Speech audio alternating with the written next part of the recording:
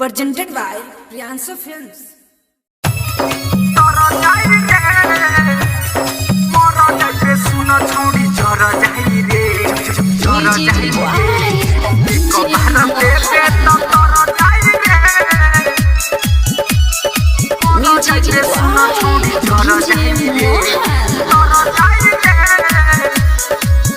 काहे रूपावा प आता ना गुमान करेलू पके सोर हो सिंगार हम जान मारेलू।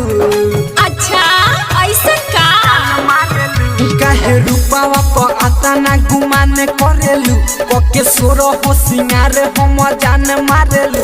अरे धैले धैले चीज सारा सर जाई रे। अच्छा सर जाई रे मर जाइबे सुन छौड़ी जर जाई रे। एक बार देबे तो तर जाई रे मर जाइबे सुन छौड़ी जर जाई रे। एक बार देबे तो तर जाई रे मर जाइबे सुन छौड़ी जर जाई रे। एक बार देबे तो तर जाई रे मुंह ना देखल ह मर जाइबे सुन छौड़ी जर जाई रे। जर जाई रे एक बार देबे तो तर जाई रे मर जाइबे सुन छौड़ी जर जाई रे।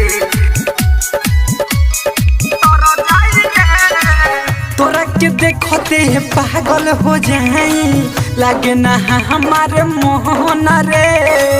होते बिया हवा जइबे ससुरावा हो जइबे दूसरा के धन रे। धन रे हो तोरा के देखते पागल हो जाई लागे ना हमारे मोहन रे। होते बिया हवा जइबे ससुरावा हो जइबे दूसरा के धन रे। धन रे अरे बिहाला से तोरा नहीं घट जाई रे घट जाई रे मर जाइबे सुन छौड़ी जर जाई रे। एक बार देबे तो तर जाई रे मर जाइबे सुन छौड़ी जर जाई रे। एक बार देबे तो तर जाई रे मर जाइबे सुन छौड़ी जर जाई रे। एक बार देबे तो तर जाई रे। तर जाई रे जाई नाती मर जाइबे सुन छौड़ी जर जाई रे। जर जाई रे एक बार देबे तो तर जाई रे मर जाइबे सुन छौड़ी जर जाई रे।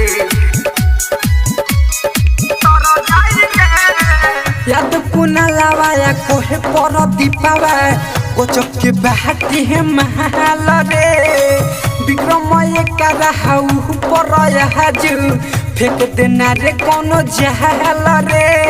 जहल रे हो याद कुना लावाया कोहे अमितावा कोचक के बाटी है महल रे।